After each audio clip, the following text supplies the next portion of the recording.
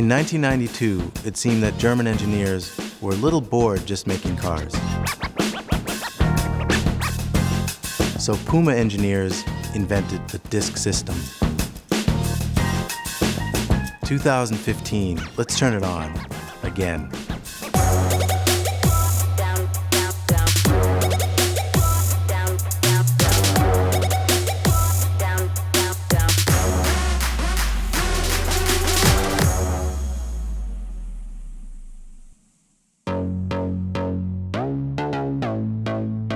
It all started with a flying shoe. Our engineer thought it would be a cool idea to build a drone out of a giant football shoe, one that we use for promotional purposes. I saw it and thought, that's pretty cool. We could use that. He was already thinking a few steps ahead. Why don't I take one of my drone motors and put it in a normal size shoe? And that's how AutoDisc was born.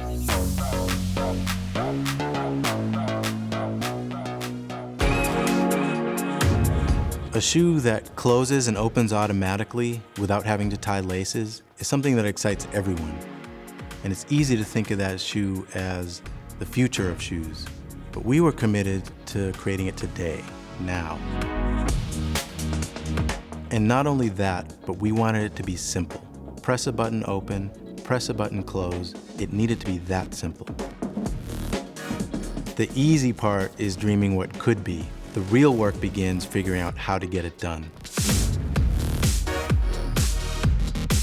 It started with a concept brief, defining how we wanted the product to work, how the technology should be expressed, and finally, how we wanted the look and feel to be. Originally, I think my initial interest is engineering, math and science and things like that. Well, I think one thing that's really important about future in terms of footwear, wearable technology is coming as a massive wave in all different elements of our life. And I think in footwear, that's also a natural next step.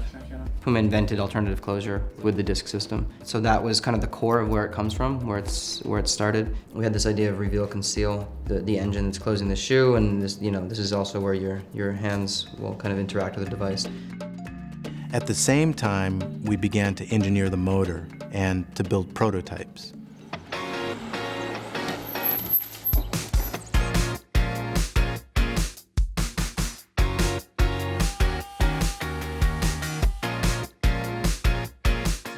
Und weswegen ist das da? Dass es nähen können, dass es nicht ausreißt. Ja, mesh and more. We try it right now. Holzen setzen, verschmelzen, fertig. Und die Lösung ist das da hier.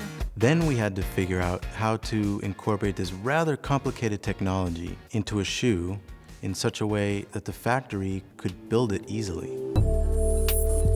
I'd worked this out on paper, and then because it was all done on paper, then when it goes to send the tech pack and the spec and everything, did the tech pack by hand, which is kind of fun. The next step was to begin to work with factory experts whose job it would be to produce the shoe.